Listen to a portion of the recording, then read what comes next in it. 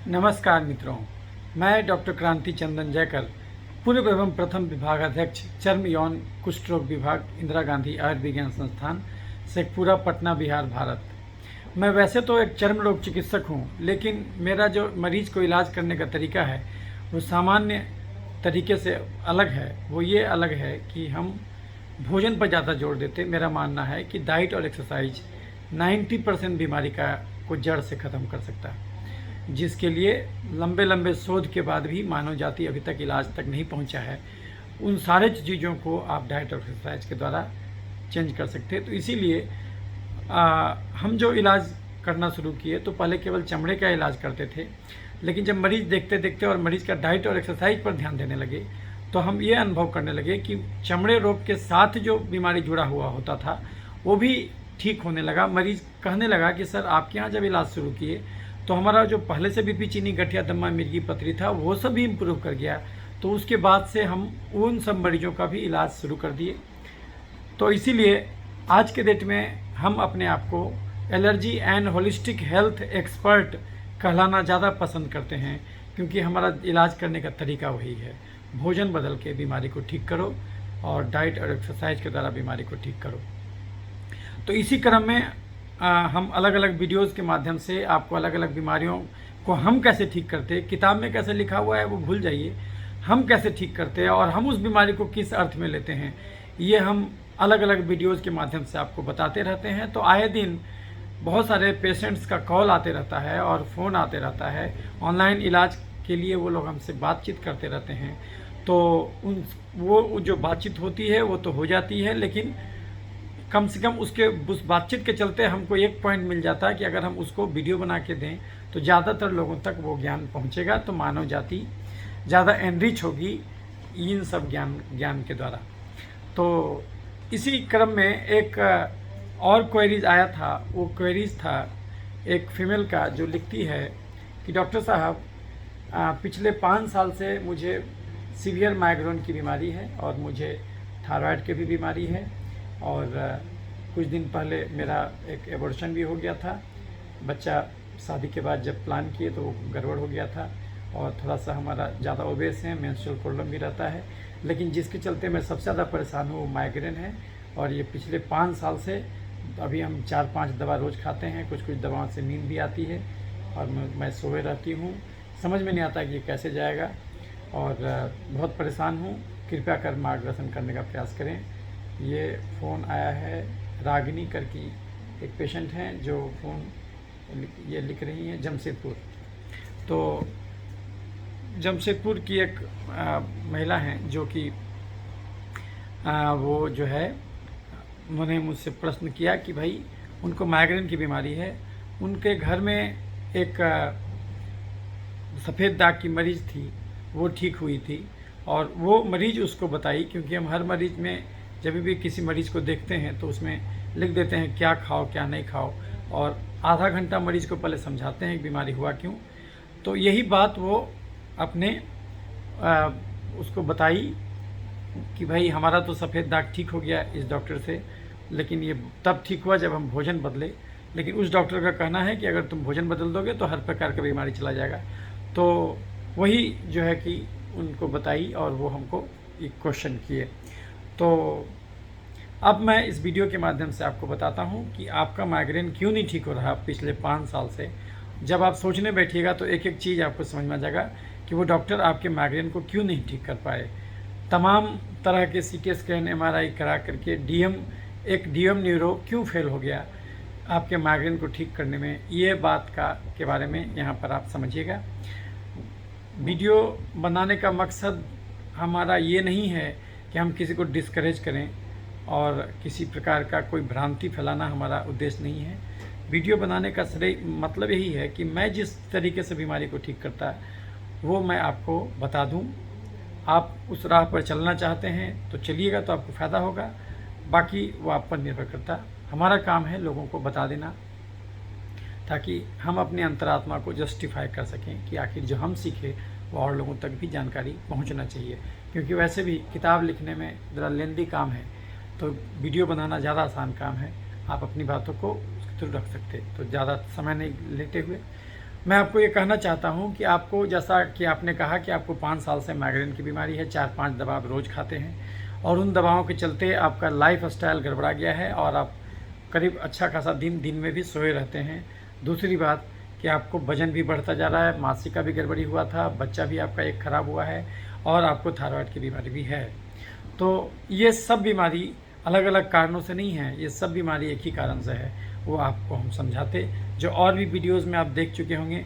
पहले तो समझिए जो हेडेक होता है, ये हेडेक क्यों होता है, हेडेक कितने प्रकार का होता है। वैसे तो हर आदमी को कभी न कभी हेडेक होता है, सर में दर्द, ये बहुत कॉमन समस्या है।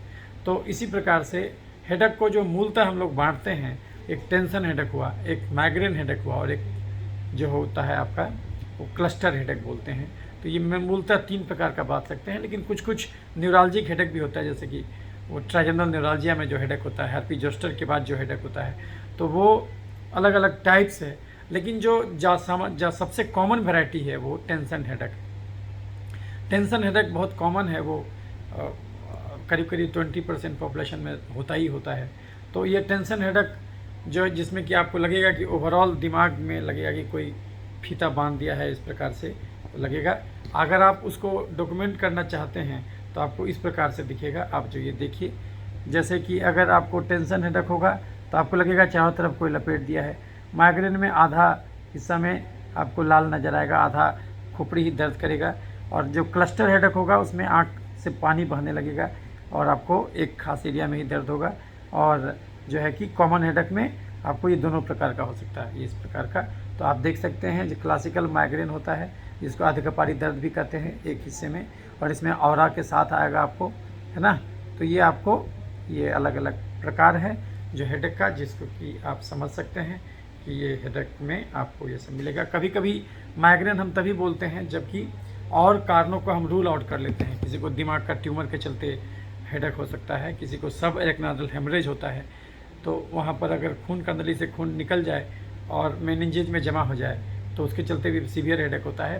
तो लेकिन उसमें आपको सीटी स्कैन में फाइंडिंग मिल जाएगा। तो अगर हम उसको रूल आउट कर लें कि वो सब बिल्कुल कुछ नहीं है और तब आपको हेडेक हो रहा है, तब निश्चित रूप से आपको जो हेडेक है वो इन्हीं सब में 3-4 हेडेक में फिट बैठता है।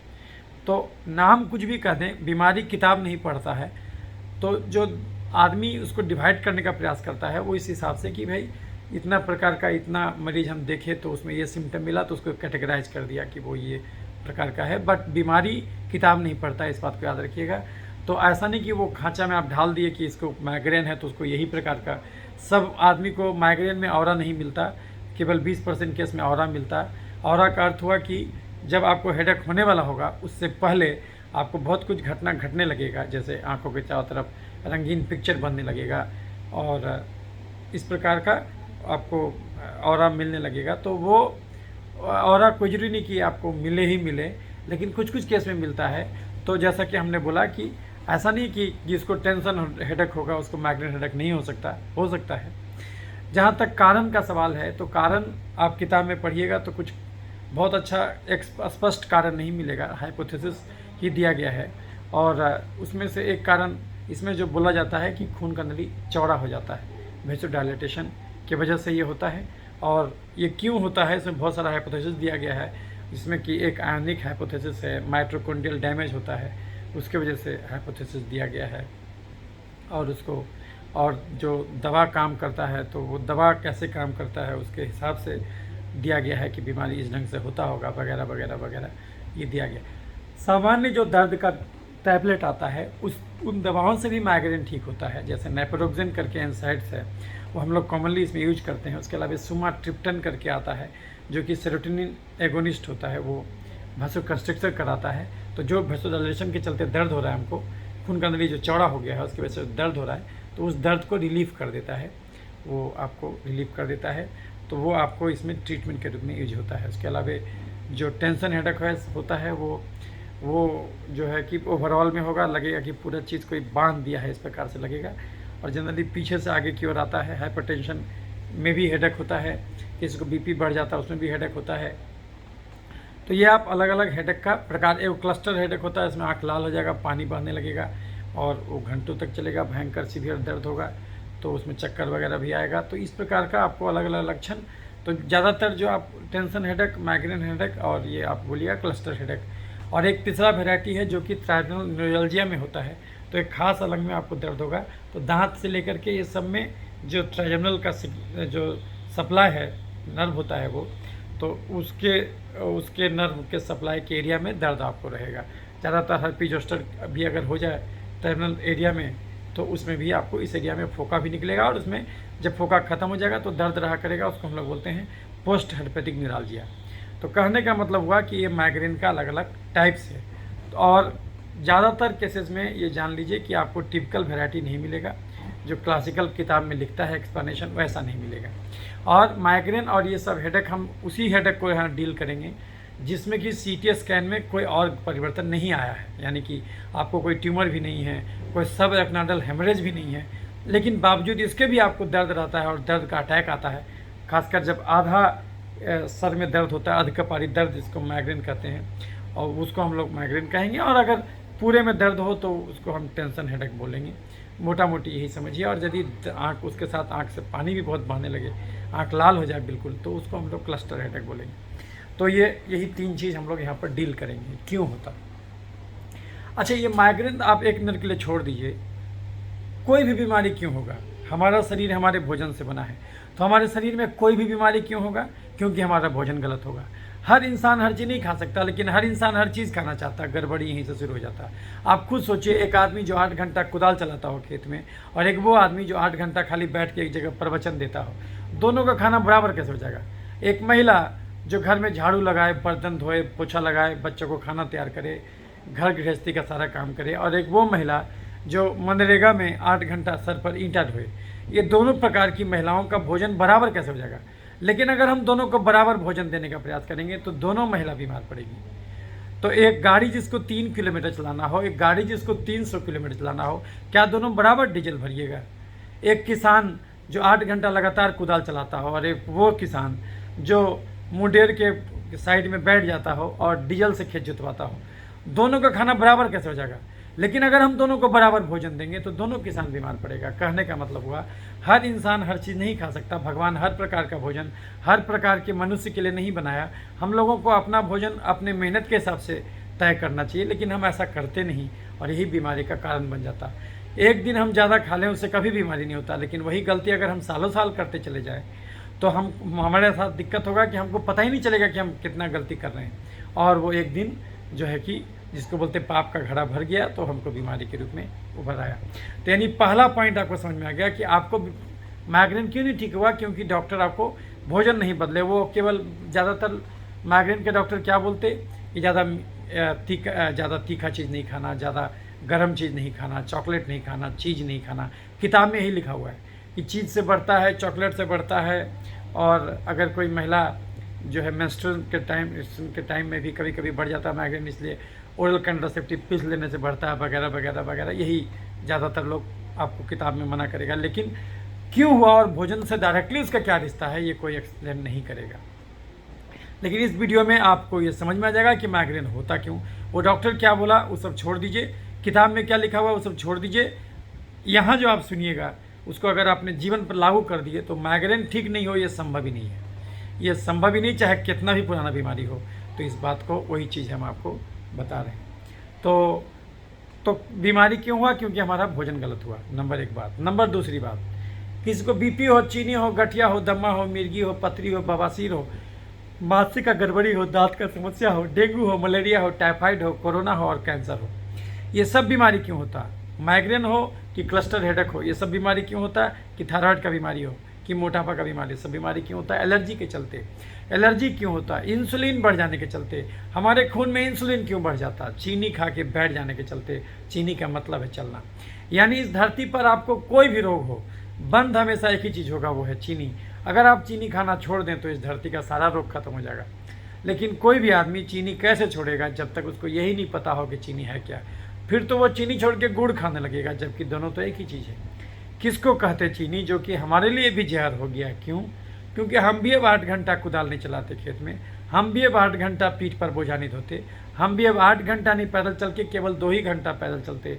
इसीलिए अगर हम भी चीनी खाएंगे तो गड्ढे में गिरेंगे। किसको कहते चीनी? जब तक ये न जानिएगा चीनी कैसे छोड़िएगा। तो अब सुन लीजिए कि चीनी है क्या, जो कि हमारे लिए भी जहर हो गया, क्योंकि हम भी अब उतना मेहनत नहीं करते। किसको कहते चीनी? चावल, आलू, मकई, मैदा, साबूदाना, सेवई में चीनी है स्टार्च, मीठे फल में चीनी है फ्रुक्टोज, दूध में चीनी है लैक्टोज, गुड़, शहद और चीनी में चीनी है सुक्रोज, और ग्लूकोन डी में glucose. Chips, chocolate, ice cream, cold drink, मिठाई, समोसा, पिज्जा, बर्गर, चूड़ा का भुंजा, मूढ़ी का भुंजा, मकई के भुंजा में चीनी, गाजर, चुकंदर, छोहाड़ा, किशमिश, खजूर, देसी मुर्गा, खस्सी के मांस में जबरदस्त चीनी, हॉर्लिक्स, कम्प्लान, बोर्नवीटा में चीनी, खिचड़ी, खीर, ग्लूकोन डी, पूस का पिट्ठा, कुकर का चावल, सेवई, साबूदाना, मखाना, पानी, फल, सिंघाड़ा में चीनी। आप कोई भी चीनी खाइएगा शरीर के लिए बात बराबर है। तो इसमें से आप जो भी प्रकार का चीनी खाते हैं वो खाना छोड़ दीजिए। तो फिर ये खाना भगवान बनाया क्यों? ये खाना भगवान उस आदमी के लिए बनाया जो 8 घंटा कुदाल चलाता हो खेत में, जो 8 घंटा पीठ पर बोझा ढोता हो, या फिर जो 8 घंटा पैदल चलता हो। ये उस इंसान का खाना है। आज के संदर्भ में अगर बात कीजिएगा तो वो आदमी जो 8 घंटा लगातार जिम करे, जो 8 घंटा लगातार डांस करे, 8 घंटा लगातार तैराकी करे, या फिर जो 8 घंटा लगातार साइकिल चलाए, उसको नहीं सोचना हो तो कुछ भी खा सकता है। लेकिन कोई आदमी अगर 2 ही घंटा कुदाल चलाएगा, 2 ही घंटा पैदल चलेगा, तब अगर ये सब खाएगा तो बीमारी हो जाएगा। 1 चम्मच चीनी खाना थोड़ी गलत है, भगवान तो खाने के लिए बनाया, लेकिन धर्म सिखाता मेहनत का फल मीठा होता। अगर आप 1 चम्मच चीनी खाए हैं तो आपको 600 कदम चलना भी होगा। 1 चम्मच चीनी 600 कदम, 1 आलू 3200 कदम, 1 सेव 2500 कदम, 1 आम 3000 कदम, आधा किलो दूध 10 किलोमीटर चलने कहता। अगर आप खाएं तो आपको उतना चलना भी होगा। अगर आप खाएं और उतना चल दिए तो उससे बीमारी कभी नहीं होगा। लेकिन अगर आप खाएं और नहीं चले या फिर कम चले तो पक्का बीमारी होगा, क्योंकि फिजिक्स का फार्मूला है energy can not be destroyed, energy can be modified. अगर आप एक दिन में 10 रोटी खाए, 4 गो आलू खाए, 5 गो मीठा फल खाए, दूध खाए, कुकर का चावल खाए, तो ये सब चीज़ में इतना ज़्यादा चीनी है कि इसको गलाने में आपको कम से कम चलना पड़ेगा 30-40 हज़ार कदम। लेकिन अगर आप ये सब खाए और खर्च किए केवल 2 ही हज़ार कदम चले तो उससे बीमारी हो जाएगा, क्योंकि एनर्जी का आपका रोज़ का खर्चा था 2000 कैलोरी, आप खाए 4000 कैलोरी, ये 2000 कैलोरी एक्स्ट्रा कहाँ जाएगा? अगर कोई आदमी बिल्कुल मेहनत नहीं करे तो क्या उसका कैलोरी खर्च नहीं है? नहीं, उसमें भी खर्च है। अगर आप बिल्कुल भी मेहनत नहीं करते तो भी आपका कैलोरी खर्च है। कितना कैलोरी खर्च है? अगर कोई आदमी 50 किलो 7 किलो का आदमी अगर बिल्कुल मेहनत नहीं करे, खाली घर में बैठा रहे, तो भी उसका कम से कम खर्चा जो है 1500 कैलोरी होगा, क्योंकि उसका हार्ट धड़क रहा है, दिमाग काम कर रहा है, उसका एक एक सेल काम कर रहा है, तो 1500 कैलोरी तो उसको वैसे भी चाहिए। और अगर कोई महिला घर में झाड़ू पोछा भी करे, बर्तन धोए, जितना भी एक गृहिणी करती है वो सब करे, तो उसको अलग से उस काम में कितना कैलोरी खर्च होगा? करीब करीब 200 कैलोरी। और अगर कोई आदमी 1 घंटा तेज कदम के साथ चले भी रोज़ तो उसका 300 कैलोरी रोज़ खर्च होगा अलग से। तो टोटल खर्चा कितना हुआ? 300 प्लस 200 प्लस 1500, टोटल खर्चा हुआ 2000 कैलोरी। यानी 2000 कैलोरी उसका खर्च होगा। अगर कोई महिला 1 घंटा लगातार चलती है तो उसका 2000 कैलोरी, 1 घंटा रोज़ चलती है, घर का काम भी करती है, तब उसका 2000 कैलोरी खर्चा है। लेकिन जिस महिला को भी माइग्रेन है, जोड़ के देखिएगा, वो कम से कम खा रही होगी 3 से 4000 कैलोरी, और ये काम वो रोज़ के रोज़ कर रही होगी, बीमारी तो होगा ही। तो अगर हम खाए और खर्च नहीं किए, हमारा खर्चा था 2000 कैलोरी, हम रोज़ खाए 4000 कैलोरी, तो वो कहाँ जाएगा?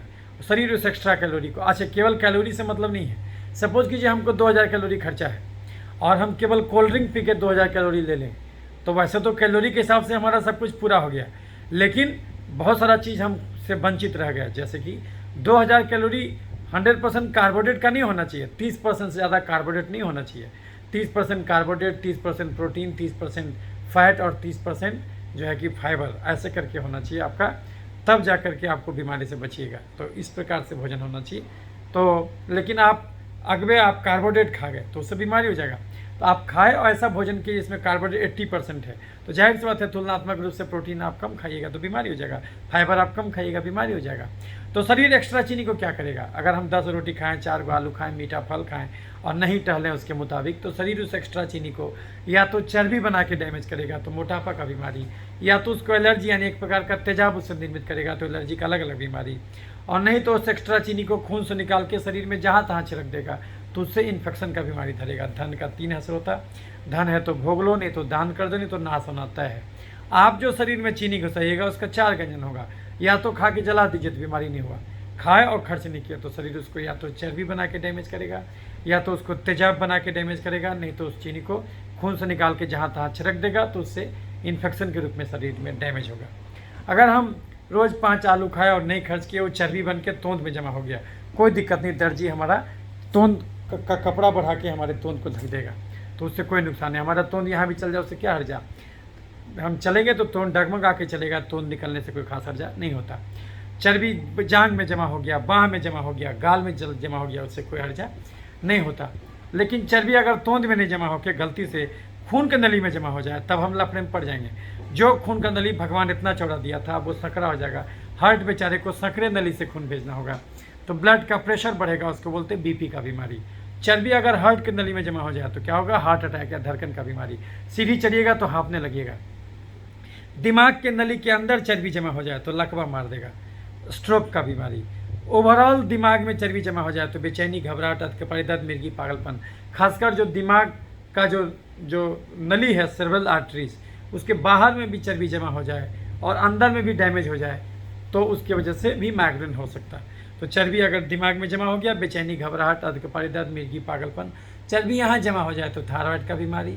लैरिंग्स में चर्बी जमा हो जाए तो खराटा शुरू हो जाएगा, सोए सोए दम फूलेगा।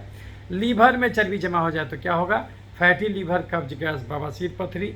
पैनक्रियाज के बीटा सेल में चर्बी जमा हो जाए तो डायबिटीज। महिलाओं में ओवरी के पास चर्बी जमा हो जाए तो मानसिक गड़बड़ी, दांत का समस्या, छाती का गिल्टी, बच्चा ठहरने में दिक्कत। पुरुषों में प्रोस्टेट के पास चर्बी जमा हो जाए तो प्रोस्टेट का साइज बढ़ेगा, मूत्रनली पर दबाव पड़ेगा, पेशाब खुलासा नहीं होगा, बार बार उल्टी आई। किसी नस में चर्बी जमा हो जाए तो नस का झिंझिनी, चर्बी यहाँ जमा हो जाए तो किडनी उड़ेगा। यानी शरीर रूपी घर में एक्स्ट्रा चीनी खा के अगर हम चर्बी रूपी कचरा जमा कर देंगे तो शरीर का हर अंग त्राही माम करने लगेगा, उसका वर्किंग एफिशिएंसी घट जाएगा। ये तो एक नुकसान हुआ, एक्स्ट्रा चीनी खा के शरीर में चर्बी जमा हुआ, जहाँ जहाँ जमा हुआ उस ऑर्गन का कार्य बाधित हुआ। ये मोबाइल में अगर 6 GB रैम था, हम 3.99 GB भर दें तो क्या होगा, ये हैंग करने लगेगा। जिस किचन में कोई महिला खाना बनाती है, उस किचन में 20 आदमी खड़ा हो जाए तो उस किचन में वो खाना नहीं बना पाएगी। वो क्या बोलेगी, किचन खाली करो, हमको एकांत में खाना बनाने दो। तो जैसे उनको एकांत चाहिए, उसी प्रकार से शरीर के हर अंग को भी एकांत चाहिए। लेकिन अगर हम रोज़ का रोज़ एक्स्ट्रा कैलोरी लेके शरीर के हर अंग में अगर हम चर्बी जमा कर देंगे तो शरीर के हर अंग का वर्किंग एफिशिएंसी घट जाएगा। लेकिन बहुत दिनों तक हमको ऐसा लगेगा कि हमको तो और कोई दिक्कतें नहीं है। क्यों? क्योंकि भगवान सब अंग एक्स्ट्रा दिया है। 70% किडनी फालतू है, 7% लीवर फालतू है, 50% हार्ट फालतू है, 40% दिमाग फालतू है। तो उतना परसेंट हिस्सा को ब्लॉक भी कर दीजिएगा तो भी आपको लगेगा कि हमको कोई बीमारी नहीं है। लेकिन जब जांच कराइएगा तो अर्ली स्टेज की गड़बड़ी डॉक्टर आपको दिखाएगा, तो समय से पहले आपके शरीर में ज़्यादा चीनी खा के जो चर्बी जमा किए हैं उसके चलते और क्या क्या दिक्कत हुआ ये आपको समझ में आ जाएगा। तो जो है कि तो जैसे कि आपने बताया कि आपको थायराइड का भी बीमारी है, मासिक का भी गड़बड़ी रहता और आपको माइग्रेन भी है। तो तीनों एक्सप्लेन हो गया कि आप रोज़ जो कुकर का चावल, आलू का सब्जी, मीठा फल, दूध, मैदा खा रहे थे, उसके चलते यहाँ भी चर्बी जमा हुआ तो आपको थायराइड का बीमारी हुआ। और ओवरी के पास भी चर्बी जमा हुआ तो मासिक गड़बड़ी होना शुरू हुआ, बच्चा ठहरने में आपको दिक्कत होता है। और वही चर्बी दिमाग के नली में जमा हो गया तो उसके चलते आपको माइग्रेन हो रहा है। ये तो एक नुकसान हुआ। शरीर चीनी से खाली चर्बी नहीं, तेजाब भी बनाता है। ये चर्बी अलग ढंग से नुकसान किया। चर्बी जमा होने से क्या क्या बीमारी होता है, चर्बी जमा होने से बीपी का बीमारी, थायराइड का बीमारी, डायबिटीज का बीमारी, माइग्रेन का बीमारी, चर्बी जमा होने से और जो है कि फैटी लीवर, कब्ज, गैस, बवासीर, पथरी का बीमारी, और चर्बी जमा होने से मोटापा का बीमारी, चर्बी जमा होने से हार्ट अटैक और लकवा, किडनी फेल होना, ये सब चर्बी जमने से होता।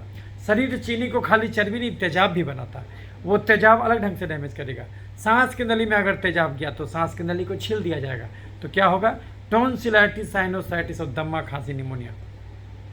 सांस की नली में अगर तेजाब गया तो टॉन्सिलाइटिस, साइनोसाइटिस, दमा, खांसी, निमोनिया। जोड़ में अगर तेजाब गया तो जोड़ को गला देगा, उसके चलते क्या होगा, गठिया, अर्थराइटिस।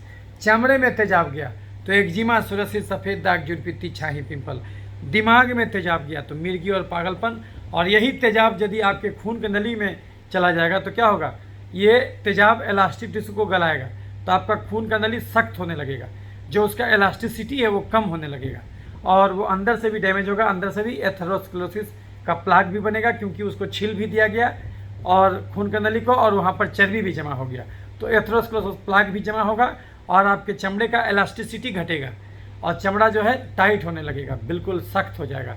यानी कि हर एक बीट में जो खून आता है तो उसमें जो जब जैसे खून का प्रवाह होने के लिए आपका खून का नली में इलास्टिसिटी होना जरूरी है। लेकिन चूंकि आप एक्स्ट्रा चीनी खा के चर्बी और तेजाब बना के उस खून की नली को डैमेज कर दिए हैं, जो सर के अंदर खून का नली सेरेब्रल आर्टरीज है वो डैमेज हो चुका है आपका, क्योंकि आप रोज़ का रोज़ एक्स्ट्रा कैलोरी लेते थे, तो वो चर्बी भी बन के जमा है और तेजाब भी बन के जमा है। तो वो देखिएगा कि बिल्कुल जो है कि सख्त हो गया है।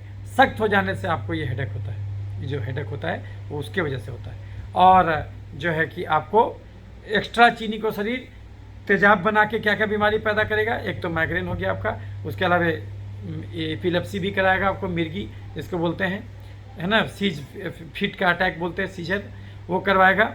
उसके अलावा आपको एक्जिमा, सोरियासिस, सफ़ेद दाग, चमड़े का सारा बीमारी तेजाब जमने से होता है। और तेजाब तो मेडिकल साइंस की किताबों में तेजाब नहीं लिखा है, लेकिन हम उसको तेजाब कहते हैं। मेडिकल साइंस की किताबों में लिखा हुआ है इन्फ्लेमेटरी साइटोकाइन, यानी कि high calorie diet, insulin resistance से सारा इन्फ्लेमेटरी मार्कर आपका बढ़ जाता है। आपको जो है कि ऑटो एंटीबॉडीज़ बनना शुरू हो जाएगा। अब तो बहुत सारा पेपर देखिएगा जिसमें माइग्रेन में ऑटो एंटीबॉडीज़ भी मिलता है, वो आपको गूगल में टाइप करके देखिएगा, auto immune disorders and migraine, तो आपको बहुत सारा एसोसिएशन मिलेगा। कारण वास्तव तो एक ही है, गलत भोजन, वो हम अभी समझाएंगे। वीडियो थोड़ा लंबा रहता है हमारा, थोड़ा देखते रहिएगा। एक बार में नहीं देख पाएँ तो उसको टुकड़ा टुकड़ा में करके देखिए। और तो हम एक्स्ट्रा चीनी खाए, उसे शरीर तेजाब भी बनाया, तेजाब में सब जो है हमारा ये डैमेज हुआ, तो उसकी वजह से माइग्रेन का दिक्कत रहने लगा। और जो है कि वो तेजाब जमने से हमको हार्ट अटैक, दमा भी हुआ, और एक्जिमा भी हुआ, गठिया भी हुआ, माइग्रेन भी हुआ, एपिलेप्सी भी हुआ, और चमड़े का सारा रोग भी हुआ, मुंह का छाला हुआ, दांत का समस्या हुआ, तेजाब जमने से हुआ। सब का सब चीनी शरीर चर्बी और तेजाब नहीं बनाता, कुछ एक्स्ट्रा चीज। और तेजाब अगर एक जगह जमा हो गया तो कैंसर, तेजाब लीवर में जमा होगा तो जो है कि आपका ये जॉन्डिस, और तेजाब एक जगह जमा हो गया तो कैंसर, और चमड़े में तेजाब गया तो एक्जिमा, सोरियासिस, सफ़ेद दाग, जुड़पीती, छाई, पिंपल।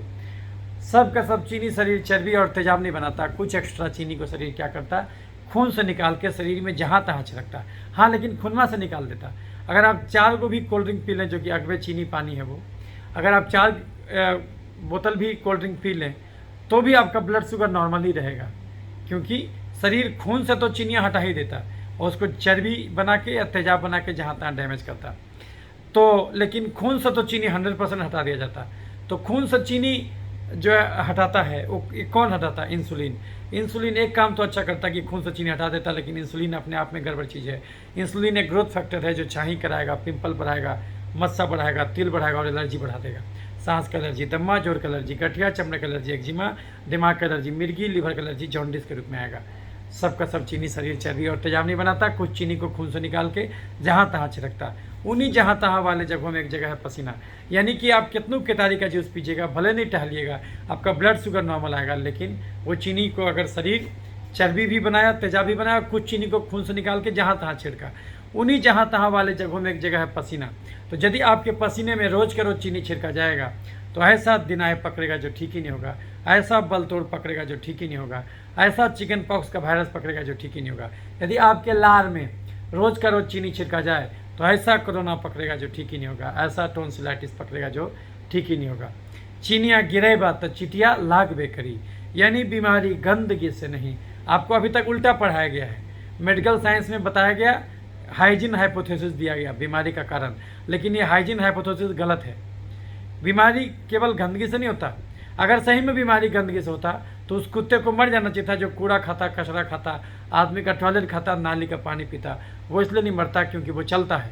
किसी पालतू कुत्ते को नाली का पानी एक दिन खिला दीजिए, पिला दीजिए, बर्बाद हो जाएगा।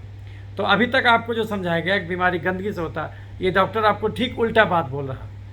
चीनियाँ गिरेबा तो चिटिया लागबे करी, यानी बीमारी गंदगी से नहीं, बीमारी जरूरत ज़्यादा खाए गए चीनी यानी कार्बोहाइड्रेट से होता। सरकार उल्लू बना रहा स्वच्छता अभियान में, अरबों रुपया खर्च कर रहा। कंगाल के घर में चोरी कभी नहीं होता। इसका एक ही अर्थ है कि बैक्टीरिया, फंगस, वायरस रूपी चोर शरीर रूपी घर में तभी अटैक करेगा जब चीनी रूपी धन जरूरत ज़्यादा रहे। बिना चीनी के इंसान मर जाएगा। ये बात भी सही है। ये हम चीनी के बलबूते ही बोल रहे, लेकिन मनुष्य जाति का दुर्भाग्य कि अब वो इतना कम शारीरिक श्रम करने लगा कि अब उसको केवल उतना ही चीनी यानी कार्बोहाइड्रेट का जरूरत रह गया जितना कार्बोहाइड्रेट दाल रोटी में है। एक सामान्य मनुष्य आज की दुनिया में पूरे 24 घंटा में 3000 डेग भी पैदा नहीं चलता, तो आदमी के बदले चलता कौन? Tempo, taker, motorcycle, Bolero, jeep. ये समस्या अब गांव में भी आ गया क्योंकि सरकार खुले में शौच रोक दिया। कम से कम टॉयलेट के नाम पे चला करता था, वो कहानी भी खत्म है। अगर आप बिल्कुल ही शारीरिक एक्टिविटी कम से कम कर दीजिएगा तो ये चीनी आपके लिए जहर हो जाएगा। यदि आप अपना कार 24 घंटे में 1-2 किलोमीटर चलाइएगा तो ये पेट्रोल गाड़ी के लिए जहर हो जाएगा। जो काम गाड़ी में पेट्रोल का है बस उतना ही काम शरीर में चीनी यानी कार्बोहाइड्रेट का है। गाड़ी मजबूत होगा लोहा से, शरीर मजबूत होगा प्रोटीन से। प्रोटीन जम के खाइए और चीनी खाना छोड़ दीजिए। तो बंद कर दीजिए चीनी, चावल, आलू, खस्सी का मांस, मीठा फल, दूध, मैदा। बंद कर दीजिए chips, chocolate, ice cream, cold drink, मिठाई, समोसा, पिज्जा, बर्गर, चूड़ा का भुंजा, मूढ़ी का भुंजा, मकई का भुंजा, गाजर, चुकंदर, छोहाड़ा, किशमिश, खजूर, देसी मुर्गा, खस्सी का मांस, बड़ा मछली, हॉर्लिक्स, कम्प्लान, बॉर्नवीटा, खिचड़ी, खीर, ग्लूकोन डी, पूस का पिट्ठा, कुकर का चावल, सेवई, साबूदाना, मखाना, पानी, फल, सिंघाड़ा। इसमें से आप जो भी हाई कार्बोहाइड्रेट डाइट देते हैं वो खाना छोड़ दीजिए। तो फिर क्या खा के रहिएगा?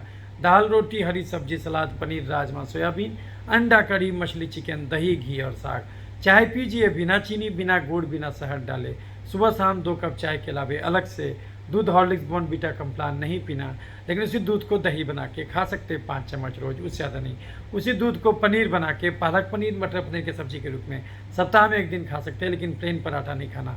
उसी दूध को घी बना के, लेकिन जो है कि प्लेन पराठा नहीं खाना। उसी दूध को घी बना के जो लेकिन कच्चा पनीर और छना नहीं खाना। उसी दूध को घी बना के पालक पराठा, मेथी पराठा, सत्तू पराठा के रूप में खा सकते हैं, लेकिन प्लेन पराठा नहीं खाना। चावल से दुनिया में बहुत कुछ बनता होगा, चावल से बनने वाला एक ही चीज़ खाना, उसना चावल, माड़ निकाला हुआ तसला वाला चावल, सप्ताह में मैक्सिमम 3 दिन। 3 दिन से ज़्यादा उसना तसला का चावल भी नहीं खाना। और चावल से बनने वाला इडली, डोसा, बिरयानी, पुलाव, चूड़ा का भुंजा, मूढ़ी का भुंजा, खिचड़ी, खीर, कुकर का चावल, पूस का पिट्ठा कभी भूल के भी नहीं खाना, क्योंकि ये सब चीज़ में माड़ यानी चाशनी तो अंदर ही रह जाता। जितना चीनी चाशनी में होता उतना ही चीनी माड़ में होता। चाशनी पीजिए कि माड़ पीजिए, बात बराबर है। तो चावल से बनने वाला एक ही चीज़ खाना, उसना चावल, माड़ निकाला हुआ तसला वाला चावल, सप्ताह में मैक्सिमम 3 दिन। आलू, अरुई, ओल, शकरकंद, चुकंदर, गाजर, केला, मुरई, सलजम, फेंटा हुआ सब्जी नहीं खाना। अगबे परोर, अगबे नेनुआ, अगबे करेला, अगबे भिंडी, अगबे हरा रंग का बैगन, हरा रंग का फूलगोभी, हरा रंग का छिम्मी जम के खाना। और अगर नॉन वेज पसंद हो तो देसी मुर्गा, खस्सी का मांस, बड़ा मछली नहीं खाना। छोटा मछली खा सकते हैं सप्ताह में 1 दिन। चिकन खा सकते, पोल्ट्री फार्म का चिकन 400, 500, 600 ग्राम का बॉयलर चूजा सप्ताह में 1 दिन। अंडा रोज 2 खाना। कौन सा भुंजा खाना? गेहूँ, चना, बादाम, लेकिन चावल, चूड़ा, मूढ़ी, फली, मकई का भुंजा नहीं खाना। कौन सा फल खाना? खीरा, ककड़ी, टमाटर, और कोई मीठा फल नहीं खाना। 1 घंटा दिन में टहलना, 1 घंटा शाम में चलना। अगर ऐसा नहीं कीजिएगा तो ना केवल ये चमड़े का बीमारी तंग करेगा, ना केवल ये माइग्रेन का बीमारी तंग करेगा। नहीं चेतिएगा, इसी ढंग से गलत भोजन खाते जाइएगा। 1 दिन में 10 रोटी खाते जाइएगा, आलू का सब्जी, मीठा फल, दूध, मैदा खाते जाइएगा, तो खाली माइग्रेन ही नहीं होगा आपको, आगे चल के बीपी होगा, चीनी होगा, थायराइड होगा, खून में तेल बढ़ेगा, खून में यूरिक एसिड बढ़ेगा, गठिया यानी जोड़ों में दर्द, घबराहट, बेचैनी, अनिद्रा, मिर्गी, पागलपन, मुंह में छाला, फैटी लीवर, कब्ज, गैस, बवासीर, पथरी, पेशाब का इन्फेक्शन, टॉन्सिलाइटिस, साइनोसाइटिस और दम्मा। महिलाओं में मासिक का गड़बड़ी, धात का समस्या, छाती का गिल्टी, बचाने टहलना। पुरुषों में प्रोस्टेट का गड़बड़ी, नपुंसकता, dengue, malaria, typhoid, chicken pox, hepatitis B, HIV, tuberculosis, leprosy, corona virus, और अंत में जाके हार्ट अटैक, लकवा और कैंसर भी धरे, लीवर और किडनी भी फेल हो जाए तो भी आश्चर्यचकित नहीं होना चाहिए कि काहे ऐसा हो गया। तो अंत में सारांश सुन लीजिए, इस धरती पर कोई भी बीमारी 5 ही कारण से होता। नंबर 1, ज़्यादा चीनी खाना यानी ज़्यादा कार्बोहाइड्रेट का डाइट लेना, ज़्यादा कैलोरी का डाइट लेना। नंबर 2, कम प्रोटीन खाने से बीमारी होता है, प्रोटीन बढ़ा दीजिए। नंबर 3, नहीं टहलने से बीमारी होता है, घड़ी देख के 2 घंटा रोज टहलिए। नंबर 3, आधा घंटा भी चमड़े को धूप नहीं दिखाने से बीमारी होता है, कम से कम आधा घंटा चमड़े को धूप दिखाइए। और नंबर 5, कम से कम 6 घंटा भी नहीं सोने से बीमारी होता है। यही 5 कारण है दुनिया में कोई भी बीमारी होने को। इंसान अगर इस 5 को दुरुस्त करके रखे तो इस धरती पर डॉक्टर की जरूरत केवल 4 ही चीज़ में बचेगा। जब एक्सीडेंट हो जाए, जब जन्मजात गड़बड़ी हो, जब घर में किसी का डिलीवरी कराना हो, जब उम्र के हिसाब से चश्मा बदलवाना हो। नहीं तो धरती पर शरीर को ठोक बजा के 100 साल के लिए भेजा गया है, 100 साल तक डॉक्टर की जरूरत नहीं पड़ना चाहिए। तो बंद कर दीजिए चीनी, चावल, आलू, खस्सी का मांस, मीठा फल, दूध, मैदा।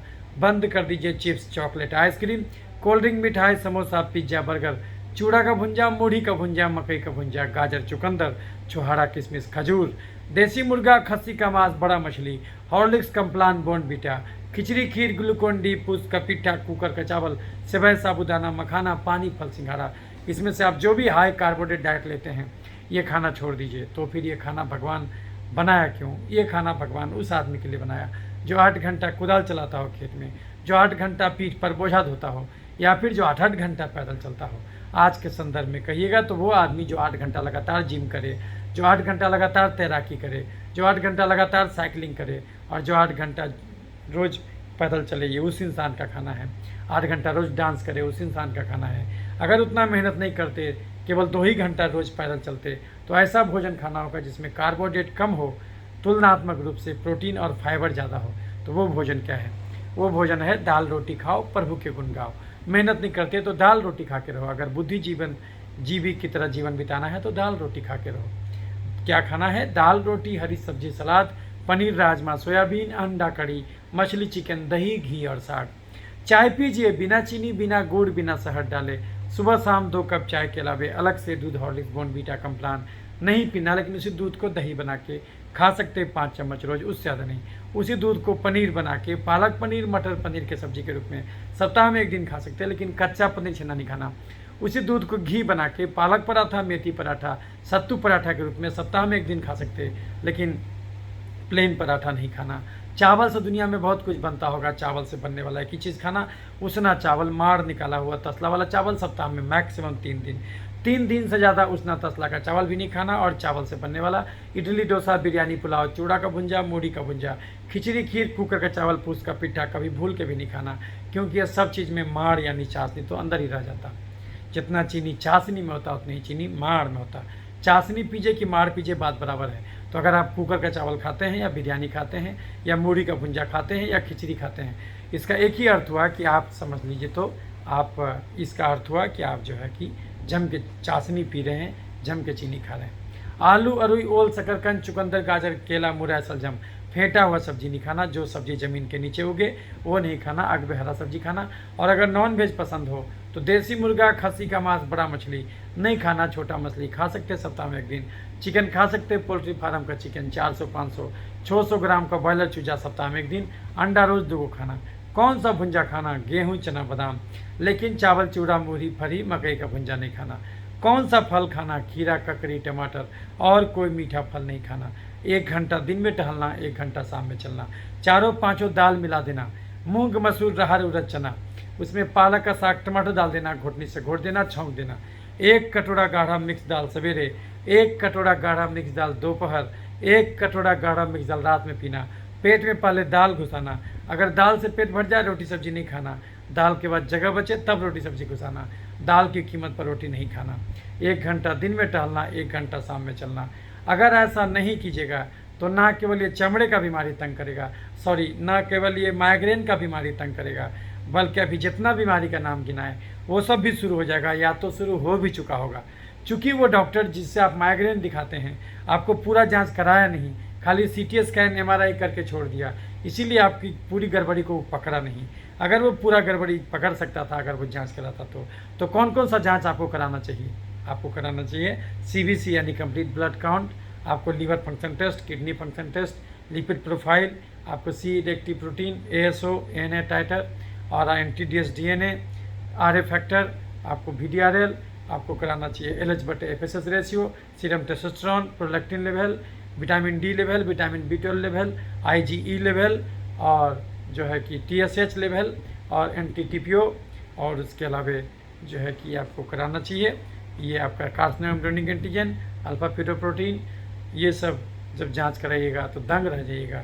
कम से कम 4 से 5 मेजर गड़बड़ी आपके टॉर्च टेस्ट कराना चाहिए आपको। ये जांच कराइएगा तो कम से कम 4 से 5 मेजर गड़बड़ी आपके शरीर में डॉक्टर निकाल के आपको दिखाएगा। तब आपको समझ में आ जाएगा। Urine routine microscopy, spot urine, protein, creatinine, ये सब जब जांच कराइएगा तो दंग रह जाइएगा। कम से कम 4 से 5 मेजर गड़बड़ी आपके शरीर में डॉक्टर दिखाएगा। तब आपको आपकी चेतना जग जाएगी। तब आपको समझ में जाएगा कि डॉक्टर हमको, न्यूरो का डॉक्टर तो हमको गड्ढे में गिरा रहा है। क्योंकि याद रखिए, दुनिया में अलग से हार्ट का बीमारी नहीं होता, दुनिया में अलग से न्यूरो का बीमारी नहीं होता, दुनिया में अलग से चमड़े का बीमारी नहीं होता। ये सब बीमारी मिला जुला है। अगर आप लीवर अलग कर दीजिए, किडनी अलग कर दीजिए, दिमाग अलग कर दीजिए, तो क्या वो सबका वजूद बचेगा? नहीं बचेगा। लेकिन आपके शरीर के अंदर एक ढंग से इकट्ठे ऑर्केस्ट्रा के रूप में काम कर रहा है, तब जो है कि उसका इफेक्ट होता है, उसका जीवन होता है। उसी प्रकार से ये हमेशा याद रखिएगा कि आपको खाली माइग्रेन नहीं हुआ है, आपका और भी गड़बड़ी होगा। वो तो 3-4 बीमारी तो आप हमको पहले ही बता दिए, अपने जो ये में बता दिए, आप जो क्वेरी भेजे उसी क्वेरीज में लिखा हुआ था कि आपको जो है कि आपको थायराइड का भी बीमारी भी है और 2-3 साल से थायराइड भी है, आपको बच्चा एक हुआ था वो एबॉर्ट कर गया, मतलब किसी कारणवश, और आपको बच्चा ठहरने में भी दिक्कत होता है, आपको मासिक गड़बड़ी रहता है, आपको पीसीओडी भी है, आपको ट्राइग्लिसराइड भी बढ़ा हुआ है। तो ये इतना तो चीज़ आप भी बता ही दिए, तो जाहिर सी बात है कारण उसका वही है, क्योंकि आप जो एक्स्ट्रा चीनी खा के चर्बी जमा किए, उसके चलते थायराइड भी हुआ, उसके चलते आपको बच्चा ठहरने में दिक्कत हो रहा है, पीसीओडी हुआ, आपको मोटापा बढ़ते जा रहा है क्योंकि आपका डाइट कंट्रोल नहीं है। तो जब आप हमको फ़ोन किए थे तब हम आपको समझाए थे, तो उस समय भी आपको जो है कि हम पूछे थे तो आप बताए थे कि सर हम रोज़ कम से कम 10 रोटी खाते हैं, कुकर के चावल रोज़ खा रहे थे आप आलू का सब्जी खा रहे थे, आप रोज़ आधा किलो दूध पी रहे थे और टहलने का नामो निशान नहीं। तो फिर तो जाहिर सी बात है बीमारी होगा ही। हालांकि एक डॉक्टर आपको टहलने के लिए बोला था, अभी तक 2-3 डॉक्टर से आप दिखा चुके हैं, डीएम न्यूरो, इसमें से एक डॉक्टर आपको टहलने के लिए बोला था, और लेकिन वो ये नहीं बोला था कि कितना टहलना, वो बोला था आधा घंटा रोज़ टहल लीजिए। आधा घंटा ऊँट के मुँह में जीरा है, कम से कम 2 घंटा रोज़ टहलना होगा। आपको दाल पीने के लिए कोई डॉक्टर नहीं बोला, दाल आपको ज़रूर पीना है। तो ये सब आपकी, तो जब आप जांच कराइएगा तो बोलिएगा सर डॉक्टर साहब आप कैसे ठीक करते हैं। अब आप सुनिए कि हम कैसे ठीक करते हैं migraine.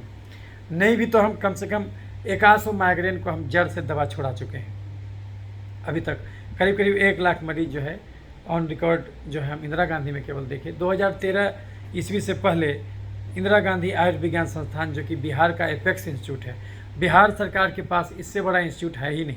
Sanjay Gandhi institute of medical sciences जो SGPGI है वो लखनऊ में बना था, और IGIMS यानी इंदिरा गांधी आयुर्विज्ञान संस्थान ये पटना में बना था। दोनों एक ही पार्लियामेंट के एक्ट से बना था और केंद्र सरकार मदद किया था तब बना था।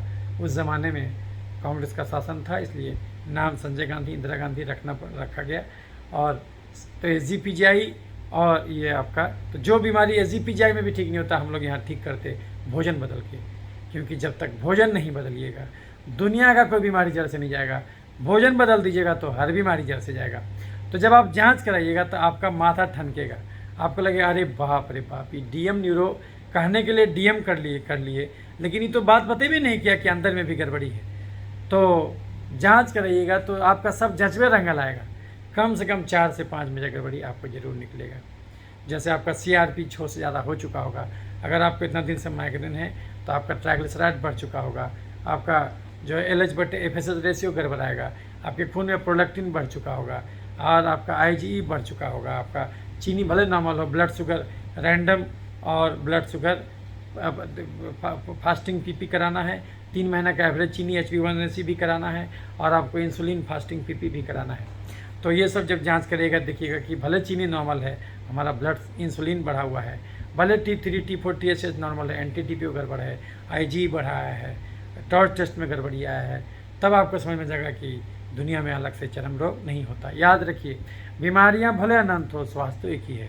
आपको कोई कहता है देखो ना यार हम बीमार पड़ गए, आप खटाक से उसको पूछिएगा कौन सा बीमारी हुआ यार। लेकिन अगर आपको कोई कहता है देखो ना यार हम स्वस्थ हैं, तो आप ये कभी नहीं पूछते कौन सा स्वस्थ है। बीमारियां भले अनंत हो, स्वास्थ्य तो एक ही है। तो अगर हम स्वास्थ्य रूपी केंद्र बिंदु का रोशनी आपको दिखा दें, तो स्वास्थ्य से भटक के आप किसी भी बीमारी की दिशा में गए होंगे, पुनः स्वास्थ्य तक लौटाना आसान हो जाएगा। जिन राहों पर चल के स्वास्थ्य से बीमारी तक पहुँचे, उसका उल्टा काम कीजिए, आपको पुनः स्वास्थ्य का दर्शन हो जाएगा। तो बंद कर दीजिए चीनी, चावल, आलू, खस्सी का मांस, मीठा फल, दूध, मैदा। बंद कर दीजिए chips, chocolate, ice cream, cold drink, मिठाई, समोसा, पिज्जा, बर्गर, चूड़ा का भुंजिया, बूढ़ी का भुंजिया, मकई का भुंजिया, गाजर, चुकंदर, चोहारा, किशमिश, खजूर, देसी मुर्गा, खस्सी का मांस, बड़ा मछली, हॉर्लिक्स, कम्प्लान, बोर्नविटा, खिचड़ी, खीर, ग्लूकोन-डी, फूस का पिट्ठा, कुकर का चावल, सेवई, साबूदाना, मखाना, पानी, फल, सिंघाड़ा। इसमें से आप जो भी हाई कार्बोहाइड्रेट डाइट खाते हैं ये खाना छोड़ दीजिए। तो फिर क्या खा के रहिएगा? दाल, रोटी, हरी सब्जी, सलाद, पनीर, राजमा, सोयाबीन, अंडा करी, मछली, चिकन, दही, घी और साग।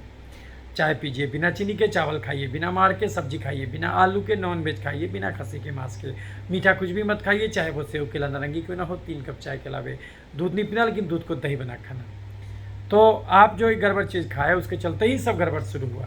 तो बीमारियां भले अनंत हो, स्वास्थ्य तो एक ही है। तो अगर हम स्वास्थ्य रूपी केंद्र बिंदु का रोशनी दिखा दें तो स्वास्थ्य से भटक के आप किसी भी बीमारी की दिशा में गए होंगे, पुनः स्वास्थ्य तक लौटाना आसान हो जाएगा। तो अभी तक आप जम के कुकर का चावल, आलू का सब्जी, मीठा फल, दूध, मैदा खाते थे। अभी तक आप दाल रोज़ नहीं पीते थे, हरा सब्जी रोज़ नहीं खाते थे। आप गड़बड़ चीज़ खाना छोड़िए, दाल जम के पीने लगिए, रोज़ 2 घंटा टहलने लगिए, आधा घंटा चमड़े को धूप दिखाने लगिए ताकि विटामिन डी तैयार हो। तो देखिएगा आपका सारा माइग्रेन ठीक हो गया, सारा आपको थायराइड का प्रॉब्लम ठीक हो गया, मासिक गड़बड़ी ठीक हो गया, और 5 किलो वजन तो 1 महीने में कमा, धीरे धीरे सारा मोटापा, ओबेसिटी भी ठीक हो गया। और आपका जो बच्चा ठहरने का दिक्कत है वो भी ठीक हो जाएगा, क्योंकि कारण तो सबका एक ही है, गलत भोजन। तो हम लोग कैसे इलाज करते, तो हम लोग सबसे पहले मरीज़ को समझाते बीमारी हुआ क्यों, जैसे आपको भाषण दिए वैसे हमारे पास जो भी दिखाने आता सब मरीज़ को भाषण दे के तब फिर जो है इसको समझाते हैं पहले, और उसके बाद मरीज़ को बताते हैं कि भैया तुम भोजन बदल दो। और जब जांच कराते हैं तो जांच में जो जो गड़बड़ी आता है उसके हिसाब से भी दो। मान लीजिए आपका सीबीसी में गड़बड़ी आया, कंप्लीट ब्लड काउंट, आपका न्यूट्रोफिल बढ़ा है, आपका हीमोग्लोबिन कम आया 11 से नीचे, और आपका ESR बढ़ा हुआ आया, तो हम लोग क्या करेंगे, अगर न्यूट्रोफिल बढ़ा है इसका मतलब आपके शरीर में इन्फेक्शन है, तो कुछ अच्छा पावर का एंटीबायोटिक भी आपको देंगे। आपका अगर जो जो गड़बड़ी है, TSH गड़बड़ है तो थायराइड का दवा देंगे। आपका फैटी लीवर है तो फैटी लीवर का भी दवा देंगे, ऑर्थोडेक्सिकोलिक एसिड। आपका जो है कि अगर बहुत दिन से माइग्रेन है तो उसके लिए भी अलग से हम दवा देंगे। तो जो जो गड़बड़ी आएगा, एलर्जी बढ़ा है तो एलर्जी का दवा देंगे। तो हम लोग क्या क्या दवा देते हैं। बाकी डॉक्टर और हमारे इलाज में क्या अंतर है, बाकी डॉक्टर केवल आपका लक्षण का इलाज किया। आपको हेडेक होता था, हेडेक का एक गोली दे दिया, वो गोली से हेडेक रुक गया। हेडेक रुका नहीं, आपको आभास होना बंद हो गया। आपको सुमाट्रिप्टन का गोली खिलाया, वेसोकंस्ट्रिक्टर था, तो उसकी वजह से क्या हुआ, वो आपको माई हेड करके या हेड सेट करके गोली मिलता है, हम लोग लिखते हैं। उसमें 2 चीज़ है, सुमाट्रिप्टन और नेप्रोक्सेन, तो वो हम लोग लिखते हैं। वो तो हम लोग भी लिखते हैं, लेकिन वो हम लोग शुरू में देते हैं। To buy the time to drug to act, to buy the time to life style change to act. कहने का मतलब आप आज से भोजन का परिवर्तन शुरू कीजिएगा, आज से आप टहलना शुरू कीजिएगा, लेकिन इतना दिन जो गड़बड़ की है वो तो शरीर में अच्छा खासा तेजाब जमा है, शरीर में अच्छा खासा चर्बी जमा है। अब 1 महीने के दवा में तो आपका चर्बी तेजाब थोड़ी गलेगा। तो आप जब टहलने लगिएगा और पता चला कि आपका खर्चा है 2000 कैलोरी, और जम के खीरा टमाटर खाने लगे, 1 कटोरा गाढ़ा दाल सवेरे, 1 कटोरा गाढ़ा दाल दोपहर, 1 कटोरा गाढ़ा दाल रात में पीने लगे, पेट में पहले दालें घुसाने लगे और फिर खीरा टमाटर खाने लगे, और उसके बाद जगह बचे 24 घंटे में केवल 3 रोटी खाने लगे। तो जब ये सब खाइएगा और रोज़ 2 घंटा टहलिएगा, तो ये सब चीज़ों में उतना कैलोरी नहीं कि आपको 2 घंटा चला दे, तो शरीर में कैलोरी की कमी होने लगेगी। तो शरीर क्या करेगा, अभी तक जिस चीनी को चर्बी बनाता था उसको जो है कि चर्बी को गला के वापस चीनी बनाने लगेगा, जिस चीनी को तेजाब बनाता था उस तेजाब को गला के वापस चीनी बनाने लगेगा। तो देखिएगा कि आपका सारा बीमारी ठीक होना शुरू हो गया। तो शुरू में डॉक्टर पूरा जांच कराता है, और उसके बाद दूसरे महीने हम लोग क्या बोलते हैं, मरीज़ को बोलते हैं कि बेटा तुम गड़बड़ चीज खाना छोड़ दो, दाल जम के पीने लगो, रोज़ टहलने लगो। और 1 महीने के बाद मरीज जब आता है तो उसको हम केवल वही जांच को रिपीट करते हैं जो उसको गड़बड़ आया था, पहली बार जो जांच हुआ था, जो गड़बड़ आया था, डॉक्टर केवल उसी जांच को रिपीट करा के उससे क्या फ़ायदा होता, डॉक्टर उसको ये दिखाता, हम उसको ये दिखाते कि देखो कितना सुधार हुआ अंदर में। बाहर में कितना सुधार हुआ तो समझ में आ गया, अंदर में कितना सुधार हुआ वो समझ में आ जाएगा। तो अगर किसी को माइग्रेन का अटैक आते रहता है तो उसको हम लोग, जब भी अटैक आता है तो हम लोग माई हेड करके गोली आता है, वो हम लोग, या हेड सेट करके गोली आता है, वो हम लोग उसको खिलाते हैं। उसमें क्या क्या होता है, उसमें सुमाट्रिप्टन होता है और उसमें नेप्रोक्सेन होता है, वो एक्यूट अटैक में हम लोग देते हैं। तो नेप्रोक्सेन एनसाइड्स है, वो तो हेडेक होना का एहसास बंद करा देगा और जो इन्फ्लेमेशन कम करेगा। और जो आप दूसरा जो दवा है सुमाट्रिप्टन, वो वेसोकंस्ट्रिक्टर है, तो वो तुरंत वेसोकंस्ट्रिक्शन कर देगा। तो आपको मैग्रा प्लस करके भी गोली आता, तो वो हम लोग देते हैं ये एक्यूट अटैक को ठीक करने के लिए। जब भी एक्यूट अटैक आ जाए वो खा लीजिए। और क्लस्टर हेडेक वगैरह में जो भी वो काम कर जाता है वो हम लोग देते हैं। उसके अलावा बोलते हैं कि ये तो एक दवा दिए, दूसरा दवा लॉन्ग टर्म के लिए जो हम लोग देते हैं वो देते हैं। डिपेंड करता है कि उसको किस प्रकार का हेडेक है, क्या उसको रात में नींद भी नहीं आता है, बेचैनी घबराहट भी रहता है, और उसके साथ उसको अगर हेडेक है तो इसमें हम लोग एमिट्रिप्टिन का गोली देते हैं 10 मिलीग्राम। वो टेंशन हेडेक में बहुत अच्छा दवा है। तो वैसे तो एंजाइटी का दवा है लेकिन वो इसमें बहुत अच्छा काम करता है। उसके अलावा प्रोफाइलैक्सिस के लिए हम लोग जो हम प्रैक्टिकली देते हैं वो डाइवेल पेरोक्सोडियम देते हैं 250 मिलीग्राम। वो डुभागल 250 ER करके गोली आता है, उसको हम लोग मरीज को बोलते हैं भैया तुम एक गोली रोज करके उसको खाओ उसको। तो लेकिन न्यूरोलॉजिस्ट से हमारे में अंतर क्या है, न्यूरोलॉजिस्ट बोलता है कि ज़िंदगी भर दवा चलेगा, हम बोलते हैं ज़िंदगी भर दवा नहीं चलेगा। तभी तक दवा चलेगा जब तक तुम जो एक्स्ट्रा घुसाए हुए हो उसको जब तक तुम हटा लो उसको, और उसके बाद फर्दर ज़िंदगी में कभी नहीं घुसाना, दाल जम के पीना, रोज़ टहलना, तो उसके बाद जो दवा छूटेगा ज़िंदगी में कभी दोबारा होगा नहीं। और तुम ये परिवर्तन करके खाली माइग्रेन से नहीं बचते हो, भविष्य में आने वाले हार्ट अटैक, लकवा और कैंसर से भी बच जाते हो। क्योंकि जिस ढर्रे पर तुम्हारा जीवन चल रहा है उस ढर्रे पर खाली माइग्रेन ही बीमारी नहीं होगा, उस ढर्रे पर रहोगे बेटा तो तुमको और भी 10 बीमारी होगा। तो और वो तो अभी हो चुका है, खाली जज्बा नहीं करा इसलिए पता नहीं चल पाया है। बाहर अंधड़ आया हुआ है, हम कंबल ओढ़ के सो जाएंगे, हमको लगेगा अंधड़ तो है ही नहीं, तब तक जब तक इतनी जोर से अंधड़ आए कि कंबले उड़ा ले जाए। जब अंधड़ कंबल उड़ा देगा तो हमको पता तो चल जाएगा कि अंधड़ आ गया, लेकिन उस समय पता चल के भी क्या फ़ायदा। अब अगर बिजली करके हम पर बरसे तो मौत निश्चित है। हल्का फुल्का बहती बिहार में सतर्क होकर सुरक्षित जगह पर चले जाने को समझदारी कहा जाता। जांच नहीं कराना मतलब भरे अंधड़ में कंबल ओढ़ के सो जाना। तो अगर जांच डॉक्टर करा दे तो 4 से 5 महीने गड़बड़ी जरूर निकलेगा।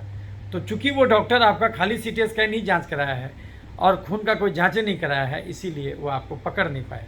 आपको पूरा जांच जो हम बताए हैं इंक्लूडिंग वायरल मार्कर भी आपको कराना है, हेपेटाइटिस B, हेपेटाइटिस C और HIV का जाँच, और बाकी जो आप जाँच कराए वीडियो को डिवाइन करके देख लीजिएगा। तो वो सारा जाँच अब जब कराइएगा तो दंग रह जाइएगा, 4 से 5 महीने गड़बड़ी जरूर निकलेगा। तो लेकिन जब गड़बड़ भोजन छोड़िएगा तो क्या होगा, फिर से चर्बी गलेगा। जो चीनी को चर्बी बना के जमा करता था तो आप मोटा के धौंस हो रहे थे, अब आपका 5 किलो वजन 1 महीने में कमने लगेगा, सारा तेजाब गलेगा, तो फिर से जो है आपका इलास्टिक टिश्यू बन जाएगा दिमाग के नस में, आर्टरीज में, उसका माइग्रेन होना सदा के लिए छुटकारा हो जाएगा, सदा के लिए छुटकारा हो जाएगा। और देखिएगा कि आप माइग्रेन ठीक करने गए, वही डॉक्टर बाब आपका बच्चा ठहरने का दिक्कत भी बंद कर दिया। ऐसे तो ज़्यादा जोगी मत हो जाओ। आप 10 डॉक्टर से दिखा रही हैं, आप दिखा रही हैं बच्चा नहीं ठहर रहा, वो गायनी वाली से दिखा रही हैं, थायराइड दिखा रही हैं एंडोक्राइनोलॉजिस्ट से, और आप माइग्रेन दिखा रही हैं DM न्यूरो से। अब सोचिए ज़्यादा जोगी मत हो जाओ। कोई डॉक्टर आपको मेन चीज़ समझावे नहीं किया तो गड्ढे में गिर जाइएगा। अभी हम जो आपको समझाए, ये समझाने में देखिए 50 मिनट से ज़्यादा का वीडियो बन गया। कोई आदमी क्यों समझाएगा, इस समझाने में डॉक्टर को नुकसान ही नुकसान है। क्योंकि 2 प्रकार का मरीज हो सकता है। एक मरीज जो समझदार हो वो तो गड़बड़ चीज खाना छोड़ देगा, उसको 1-2 बार से ज़्यादा फीस देने की जरूरत नहीं पड़ेगा, क्योंकि वो आधा डॉक्टर भी तो खुद ही सीख लिया। और जो मरीज समझदार नहीं होगा वो इतना भाषण सुनेगा ही नहीं। कुछ लोग ऐसे भी धरती पर मूर्छित बेहोश हैं जिनको लगता है कि वो तो अरब खरबपति हैं, उसको क्या दिक्कत है, वो जम के भी खाएगा तो मेडिकल साइंस दवा खोज लेगा। ऐसा थोड़ी होता है। अगर ऐसा रहता तो फिर अरुण जेटली, सुषमा स्वराज को मरना नहीं पड़ता। उसके पास क्या कमी था, वो मंत्री रहते हुए मर गया। इसका मतलब कि आप अपने धन के बलबूते भोग विलास करते हुए बीमारी से नहीं बच सकते। बहुत लोग ऐसा भी होता है जो सोचता है कि अब क्या है, तो वैक्सीन आ ही गया, अब क्या सोचना है, और जो है कि हम तो मास्क लगाना सीख ही लिए हैं, अब क्या सोचना हो, तो बीमारी नहीं पड़ेंगे। ये ऐसा मूर्ख लोग सोचता है, ये मूर्ख लोग सोचता है। हमारा बहुत सारा कोरोना पर आप वीडियो देख चुके हैं कि कोरोना क्यों फर्जी बीमारी है। मरेगा हार्ट अटैक से बोलेगा कोरोना, मरेगा कैंसर से बोलेगा कोरोना। ये अगर हम चीनी नहीं खाएंगे तो 1 किलो भी कोरोना खा लेंगे, कुछ नहीं होगा। और अगर हम चीनी खाएंगे तो कितनों मास्क लगाएंगे, कितनों डिस्टेंसिंग करेंगे, कितनों जो है कि दूरी मेंटेन करेंगे, फिर भी बीमारी धरेगा। अमिताभ बच्चन को कैसे धरा, वो तो मरते मरते बचा, और सोने के टाइम में भी वो मास्क लगाता है और रोज़ 2 गज का डंडा लेके चलता है। इसका मतलब इस नौटंकी से बीमारी नहीं बचता। ये बीमारी बचने के लिए आपको अपनी गलत आदतों से छुटकारा दिलाना होगा और गलत भोजन बिल्कुल छोड़ देना होगा। दाल जम के पीना होगा, 24 घंटे में केवल 3 रोटी खा के रहना होगा, 1 सुबह 1 दोपहर 1 रात। पेट नहीं भरे तो दाल अनलिमिटेड, अंगूठी चना अनलिमिटेड। एक मरीज हमको फ़ोन किए थे, वो बोले थे कि सर आप बोलते हैं दाल अनलिमिटेड, उससे तो यूरिक एसिड बढ़ जाएगा और वो भी प्रोटीन है, अंदर जाके ग्लूकोनियोजेसिस में करके वो बनाएगा। शायद उस बंधु को लगता है वो कभी दाल पिए नहीं है, इसलिए ऐसा क्वेश्चन कर दिए। वो दाल आप ज़्यादा पी ही नहीं सकते। आप 1 कटोरा दाल पी के देख लीजिए, आपका भूखे मार देगा वो। आप अगर 1 कटोरा गाढ़ा दाल पी लिए, 1 थाली खीरा टमाटर खा लिए, उसके बाद पेट में जगह कहाँ बचेगा जो आप दूसरा भोजन कीजिएगा। तो डॉक्टर बड़ी चालाकी से आपको पहले पेट में दाल घुसा रहा है, तो इसी से आपका सब बीमारी चला जाएगा। आप सुने होंगे कहावत, दाल रोटी खाओ प्रभु के गुण गाओ। ऐसा कहावत थोड़ी सुने हैं कि दूध रोटी खाओ प्रभु के गुण गाओ, या एगो सेव खाओ प्रभु के गुण गाओ। ऐसा कहावत हो ही नहीं सकता। अगर ऐसा होगा तो गड़बड़ है। अंग्रेज लेकिन उल्टा बोलता है। अंग्रेज का बात हमेशा गलत हो जाता है। अंग्रेज का बात क्षणभंगुर होता है, लेकिन भारत से जो बात निकलता है वो शाश्वत होता है। गीता आज भी शाश्वत है, उससे ज़्यादा साइकोलॉजी का किताब ही नहीं हो सकता जितना बड़ा गीता है। तो अभी जो हम बताए ये परम ज्ञान है, इसके ऊपर कोई ज्ञान नहीं है।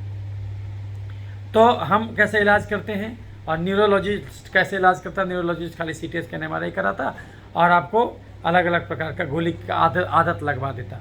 तो पता चला कि नेप्रोक्सन सुमाट्रिप्टन देते जा रहा है 4 साल से 5 साल से, और उसके अलावा और नहीं ठीक हुआ तो आपको एंटी एपिलेप्टिक ड्रग भी जोड़ दिया, जैसे कार्बामाजेपिन, जैसे ये वाल्प्रोइक एसिड, ये सब भी जोड़ दिया, और साथ ही साथ जो है कि आपको और भी एक आध को दवा जोड़ दिया, विटामिन जोड़ दिया, लेकिन मेन चीज़ नहीं दूर किया। तो आपका जो एलर्जी बढ़ा हुआ था उसके वजह से हो रहा था, CRP बढ़ा हुआ था उसके वजह से हो रहा था, तो उसके लिए उसको भोजन बदलना चाहिए था, दाल 3 कटोरा रोज पिलाना चाहिए था। लेकिन वो आपको कैसे बोलेगा? वो पता चला उसका खुद ही तोंद निकला हुआ है, उसका खुद ही गाल फुला हुआ है। पर उपदेश कुशल बहुते रे, दूसरे को तभी समझाओ जब पहले अपने जीवन पर लागू करो। मन सा वाचा कर्मना, जो मन में सोचो वही बहाने निकले, उसको अपने जीवन पर लागू करो, नहीं तो सामने वाले को बात असत्य नजर आएगा।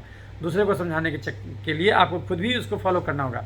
तो जैसा कि हम बोले, ये समझाना डॉक्टर के लिए घाटे का सौदा है, क्योंकि अगर मरीज समझदार रहा, एक ही बार में ठीक हो गया, उसको दोबारा फीस नहीं देना पड़ा, डॉक्टर को तो नुकसान हो गया। ऐसे तो एक ही मरीज बार 10 बार आता, CT स्कैन MRI भी कराता, सोचे हमको कितना फ़ायदा होता। और अगर समझा दिए तो मरीज के हाथ में पावर चला गया, वो तो खुद ही ठीक हो जाएगा। दूसरी बात, कितने डॉक्टर का हम धंधा चौपट किए। कल को आप एंडोक्राइनो के पास जाते, गायनी के पास जाते, अब कहीं नहीं जाना पड़ेगा, वो सब बीमारी जड़ से जाएगा। और जो है कि जो मरीज़ समझदार नहीं है वो भी बुरा मान के डॉक्टर से दिखाना ही बंद कर देगा। डॉक्टर इसलिए नहीं समझाता क्योंकि समझदार मरीज भी दोबारा नहीं आता, क्योंकि वो ठीक हो जाता, और गैर समझदार मरीज जो है कि वो तो भाषण सुन के हड़क जाएगा, तो उसमें भी नुकसान हो गया। लेकिन नुकसान होता, वो दिखता जरूर है, नुकसान नहीं होता, क्योंकि जो मरीज़ ठीक हो गया वो दूसरा मरीज़ तो भेज देगा। अभी सोचिए आप, हम चमड़े के डॉक्टर हैं, सब लोग, हमको डिग्री तो चमड़े का ना है भाई, लेकिन आपको कैसे पता चला कि ये डॉक्टर माइग्रेन ठीक कर देगा? क्योंकि आपकी सिस्टर आपको बताई जिसको सफ़ेद दाग था, और वो सिस्टर हमारा ये भाषण सुनी हुई थी और उसको फॉलो करती है, और उसके जीवन में बहुत नाटकीय परिवर्तन हुआ। उसका खाली सफ़ेद दाग ही ठीक नहीं हुआ, वो भी मोटी ताजी थी, आप ही की बहन है, और वो भी ठीक हो गई। इसीलिए तो वो तब आपको बोली कि दीदी जाओ जाके उनसे दिखाओ, वो भले चमड़े के डॉक्टर हैं लेकिन वो भी ठीक कर देंगे। इसीलिए आप हमको पहले फ़ोन किया, और आप जैसा कि आप बोले हैं आप आके मिलिएगा भी, तो आपका स्वागत है, आप आके मिलिएगा। तो हमारे और उस डॉक्टर में अंतर यह है कि हम अगर अंदर में जो गड़बड़ी आएगा उसके हिसाब से भी दवा चलाएंगे, और अगर इसमें एलर्जी बढ़ा हुआ, CRP बढ़ा हुआ है, तो हम इसमें स्टेरॉइड भी देते हैं। और चूँकि हमारा मानना है कि ये बीमारी भी ऑटोइम्यून ही होगा, तो बहुत सारा स्टडीज़ देखिएगा, रिसेंट स्टडीज़, उसमें ये बताया है कि माइग्रेन भी ये ऑटोइम्यून ही है। तो जब आप जांच कराइएगा तो देखिएगा कि वो सब गड़बड़ी निकला, तो उसके हिसाब से भी, जैसा आपको SGPT बढ़ा हुआ है, तो हम ये थोड़ी बोलेंगे कि हम DM न्यूरो हैं भाई, तुम DM गैस्ट्रो के पास भी चले जाएंगे, नहीं। वो SGPT बढ़ने का दवा भी हम लिखेंगे 800 डिऑक्सीकोलिक एसिड 300 मिलीग्राम, तो वो सबके हिसाब से हम दवा चलाएंगे, और कुछ मूलभूत दवा चलाएंगे, एलर्जी का दवा चलाएंगे, और आपको बोलेंगे कि भैया 2 घंटा रोज़ टहलो, दाल जम के पियो। तो जब ये उल्टा काम कीजिएगा, अभी तक जो कर रहे थे उसका ठीक उल्टा कीजिएगा, तो क्या होगा? सारा चर्बी गल जाएगा, सारा तेजाब गल जाएगा, तो आपको खाली माइग्रेन का समस्या नहीं बल्कि वो सब भी ठीक हो जाएगा। तो हमारे इलाज उसमें, इलाज में ये अंतर है कि वो केवल लक्षणगत इलाज कर रहे हैं आपको, और आपको समझाए नहीं एक बीमारी क्यों हुआ, हम आपको उसका रूट काज भी समझा दिए कि आपका गलत भोजन, क्योंकि शरीर तो भोजन से न बना है भाई, तो शरीर खराब क्यों हुआ? क्योंकि आपका भोजन गलत था। सुधरेगा कैसे? जब भोजन सुधारिएगा। बबूल का गाछ रुपेगा तो आम कैसे फरेगा? कोई लोग बोलेगा कि सर जेनेटिक बीमारी होता है, कुछ परसेंटेज केस में आपको फैमिली हिस्ट्री भी मिलता है माइग्रेन में, कि हमारे नानी को भी था, दादी को भी था, हमको भी पकड़ लिया। अरे भैया, हमारे दादी और नानी को भी जम के आलू खाना पड़ता था, मीठा फल खाते थे और नहीं टहलते थे, वही संस्कार हमको लग गया तो हमको भी बीमारी होने लगा। कुल मुद्दा तो यही है कि आप कितना घुसाए कितना निकाले। अगर हम 1 घंटा भाषण देंगे या फिर हम 1 किलोमीटर पैदल चलेंगे, कैलोरी तो हमारा केवल 85 खर्च होगा। इतना छोटा मात्र एक चिनिया केला 60 कैलोरी देगा। सोचिए कैलोरी लेना कितना आसान है, खर्चा करना कितना मुश्किल है। तो ये बंद कर दीजिए गलत भोजन। तो हम लोग कैसे कैसे ठीक करते हैं? अगर एलर्जी बढ़ा हुआ है तो उसको हम स्टेरॉइड भी देंगे, इम्यूनो सप्रेसिव ड्रग्स भी देंगे, उसको जो है हाइड्रोक्सीक्लोरोक्विन देंगे, और उसमें ग्राम पॉजिटिव ग्राम नेगेटिव, अगर इन्फेक्शन भी है CBC में तो gram positive gram negative coverage भी देंगे, एंटीफंगल भी साथ में खिलाएंगे। और अगर उसका टॉर्च टेस्ट में हर्पीस भी बढ़ा हुआ है तो हम उसमें भासाक्लोविर भी देंगे। उसके अलावा और जो है कि हम लोग वो सब स्टेरॉइड भी देंगे, एंटीएलर्जिक भी देंगे, ये सारा चीज़ का इलाज करेंगे। अगर उसका इंसुलिन बढ़ा हुआ है तो मेटफॉर्मिन भी उसको खिलाएंगे। विटामिन डी कम है, विटामिन डी भी देंगे, विटामिन B12 कम है, विटामिन B12 भी देंगे, और ये सब चीज़ करके उसको बता देंगे कि देखो भाई, हम आपका खाली माइग्रेन का नहीं, आपके शरीर में ये सब भी गड़बड़ी जरूर निकलेगा, उसका भी इलाज हम कर दे रहे हैं ताकि भविष्य में वो बीमारी होगा ही नहीं। तो इस प्रकार से हम इलाज करते, और जो मेन दवा जो माइग्रेन में देते हैं हम आपको बता चुके हैं, वो देते हैं हेड सेट करके दवा आता है, लुपिन कंपनी का है, वो हम लोग देते हैं, या फिर बहुत सारे नाम से आता है, बहुत सारे माइग्रा नेक्स भी करके आता है, और बहुत सारे नाम से आता है, वो हम लोग इसमें देते हैं। और जो है कि उसी से मरीज़ का ये सब एक्यूट अटैक भी जाता है, और साथ ही साथ उसको एक्यूट अटैक भी जाता है, और लंबे समय के लिए, लंबे समय मतलब जब तक वो चर्बी और तेजाब को गला ले, बिल्कुल नॉर्मल में आ जाए। अभी तक जैसे कोई आदमी जीरो में है ना, उससे एक साइड गया प्लस साइड में तो ओवर वेट हो गया, माइनस साइड में गया तो अंडर वेट हो गया, उसको रहना चाहिए हमेशा बीच में, मध्य मार्ग ही सही है, बुद्ध ने कहा था, मध्यम निकाय। यानी कि ये आपको ज़्यादा मोटे हैं उसको नॉर्मल हो जाइए, कम है पतले दुबले हैं तो उतना आपको रहना चाहिए। वो जीवन सतत एक संतुलन है, उसके हिसाब से चलना होगा, तभी जाके बीमारी जड़ से जाएगा। और तो हम इस ढंग से बीमारी को ठीक करते हैं। सबसे प्रेफरेबल जो हमारा दवा है जो हम देते हैं ज़्यादातर टेंशन हेडेक में, एमिट्रिप्लिन बहुत अच्छा काम करता है, 10 मिलीग्राम का गोली, और नहीं तो डुभागल। लेकिन हम मरीज को बोल देते बेटा ये तुम्हारा ज़रूर ठीक हो जाएगा, लेकिन ये ठीक खाली दवा से नहीं होगा, दवा केवल 10% है, 90% इलाज आपका डाइट और एक्सरसाइज है। इसलिए घड़ी देख के 2 घंटा, तो कम से कम घड़ी देख के 2 घंटा टहलो, उस 2 घंटे में आधा घंटा धूप में टहलो ताकि विटामिन डी तैयार हो, और बिना काम के चलो, और गड़बड़ चीज़ कभी मत खाना, और 3 रोटी ज़्यादा नहीं खाना, पेट नहीं भरे तो दाल अनलिमिटेड, हरा सब्जी अनलिमिटेड, अंकुरित चना के मूंग अनलिमिटेड, ये जरूर खाने बोलेंगे, रोज़ टहलने बोलेंगे, तो देखिएगा कि उसका सब बीमारी ठीक हो गया। गलत भोजन करना छोड़ दीजिए, रोज़ टहलिए, बिना काम के चलिए, देखिएगा कि आपका सारा बीमारी जड़ से ठीक हो गया। तो उम्मीद करते हैं कि अब आपको आपके प्रश्न का जवाब मिल गया होगा कि आपका डीएम न्यूरो क्यों नहीं ठीक कर पा रहा है आपका ये जो है कि माइग्रेन का समस्या, और डीएम इंडोक्राइनो क्यों नहीं आपका जो है कि ठीक नहीं कर पा रहा है आपका थायराइड का समस्या। एक चीज़ और भी समझिए, कभी भी आप इंडोक्राइनोलॉजिस्ट के पास जाते हैं तो भोजन वो नहीं बदलता, वो जो है कि आपको बोलेगा कि भैया इसके लिए दिखला लीजिए, आपको भेजेगा न्यूट्रिशनिस्ट के पास, यानी कि डायटिशियन के पास। आप खुद सोचिए, जो आदमी डायटिशियन जो डिग्री लेता है वो MBBS नहीं पढ़ा, उसको कुछ शरीर का ज्ञान नहीं है, तो वो कैसे बता देगा कि कौन भोजन शरीर में क्या नुकसान करेगा। जो भी खाली रट्टा मार के पढ़ा है, वो कभी भी प्रैक्टिकल चीज़ नहीं देखा, तो वो कैसे जान जाएगा, क्योंकि वो लीवर किडनी ये सब जानता ही नहीं। तो इसीलिए जो है कि वो डाइटिशियन से कभी नहीं जाना। ये जो बताए हैं ये डाइट सब पर लागू होता, आपको कोई भी बीमारी होगा इससे जड़ से जाएगा। किसी डाइटिशियन की झूठ मूठ का जा करके ठगाना नहीं है। आपको बहुत सारा धंधेबाज मिलेगा जो कि आपको ये सब बताने का आपको लाखों लाख रुपया चार्ज करेगा, तो वो सब कभी भी उस चक्कर में मत फंसिए। याद रखिए, बीपी में नमक नहीं, चीनी बंद होगा, थायराइड में फूलगोभी नहीं, चीनी बंद होगा, खून में तेल बढ़ेगा तो घी नहीं, चीनी बंद होगा, खून में यूरिक एसिड बढ़ेगा तो दाल नहीं, चीनी बंद होगा, पथरी में पालक का साग टमाटर नहीं, चीनी बंद होगा। लेकिन चीनी किसको कहते हैं शायद अभी आपको समझ में आ गया। तो गलत भोजन करना छोड़ दीजिए, दाल जम के पीजिए, अंकुरित चनाकृत मूंग खाइए, घड़ी देख के 2 घंटा रोज टहलिए, नहीं तो अभी जितना बीमारी का नाम गिना है वो सब भी शुरू हो जाएगा, या तो शुरू हो भी चुका होगा। तो अच्छा हुआ कि पूरा जांच नहीं कराया, इसलिए पकड़ नहीं पाए। तो हम तो वैसे केस में CT स्कैन MRI तो खाली एक बार आपको मन है तो आप कराते हैं, क्योंकि ये रूल आउट करने के लिए कहीं ब्रेन ट्यूमर तो नहीं है, कहीं कोई माथा का हेडेक का कारण सबएक्नाइड हेमरेज तो नहीं है, लेकिन अदरवाइज इसका ज़रूरत नहीं पड़ता। तो गलत भोजन करना छोड़ दीजिए, रोज़ टहलिए, बिना काम के चलिए, तो आपका वो सारा बीमारी जड़ से जाएगा। तो आज आपको हम 50% डॉक्टरी सिखा दिए। आप किसी भी मरीज को ये ज्ञान दे करके उसका कोई भी बीमारी करीब करीब 50% ठीक कर सकते हैं, खाली भोजन बदल के। इतना बड़ा ज्ञान भी आज आपको यहाँ से डॉक्टर दे के भेज रहा है। तो गलत भोजन करना छोड़ दीजिए, दाल जम के पीजिए, और अंकुरित चनाकृत मूंग खाइए, सोयाबीन का बड़ी खाइए, 15 पीस रोज़ टहलिए। अंडा पसंद है 2 अंडा रोज़। नॉन वेज में 3 ही जहर है, देसी मुर्गा, खस्सी का मांस, बड़ा मछली नहीं खाना, छोटा मछली खा सकते सप्ताह में 1 दिन, चिकन खा सकते, पोल्ट्री फार्म का चिकन 400-500 600 ग्राम का बजाय चूजा, सप्ताह में 1 दिन, अंडा रोज़ 2 को खाना। तो याद रखिए, बीमारी गरीबी और अमीरी से नहीं, बीमारी क्यों होता, जीव के चटोरपन और शरीर के कर्म कोढ़ीपन से। इस धरती पर किसी भी अमीर गरीब को भगवान जीभ का चटोर और शरीर का कर्म को नहीं बनने का लाइसेंस नहीं देता।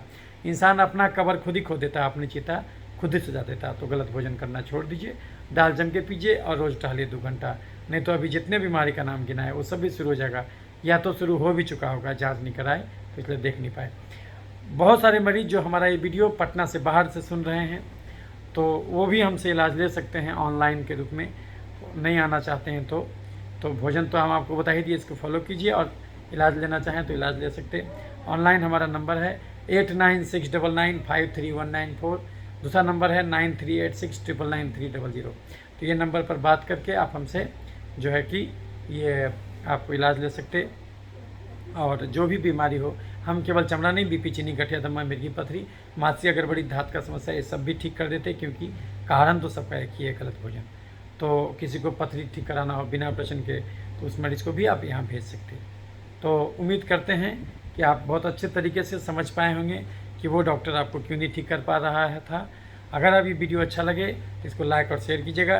कभी भी ये सोच के लाइक और शेयर नहीं कीजिएगा कि उससे हमको कोई कल्याण होगा, नहीं।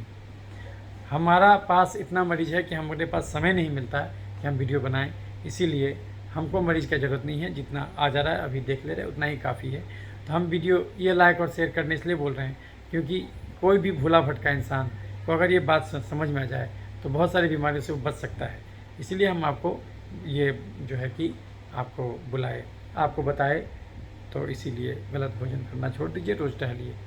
और तो उम्मीद करते हैं ये आपको बहुत फ़ायदेमंद लगा होगा वीडियो। अच्छा लगेगा लाइक और शेयर कीजिए। लाइक और शेयर इसलिए कीजिए ताकि दूसरों का कल्याण हो सके, इसलिए नहीं कीजिए कि हमारा कोई उससे कोई इनकम होना शुरू हो जाए, ऐसा कुछ नहीं है। बहुत सारे यूट्यूबर हैं जो यूट्यूब के थ्रू पैसा कमाते, हमारा ये उद्देश्य नहीं है।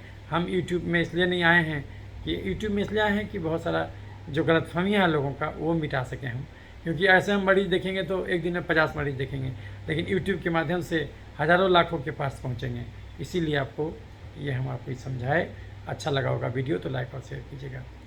Thank you. हमारा चैनल सब्सक्राइब नहीं किया है, सब्सक्राइब कर लीजिएगा ताकि जो भी नया वीडियो बनाए वो आप तक तुरंत का तुरंत पहुँचे। तो बड़े प्रेम से आपने मेरी बातों को सुना। आपके अंदर मौजूद परमात्मा को मेरा प्रणाम। सुखी रहें, स्वस्थ रहें और ये सारे हेडेक से बचे रहें। ये सारा हेडेक आप हमारे कंधों पर डाल दीजिए, आप अपना स्वस्थ रहिए। तो जो है कि ये वीडियो आपको अच्छा लगा होगा, उम्मीद है। तो स्वस्थ रहें, सुखी रहें। Thank you.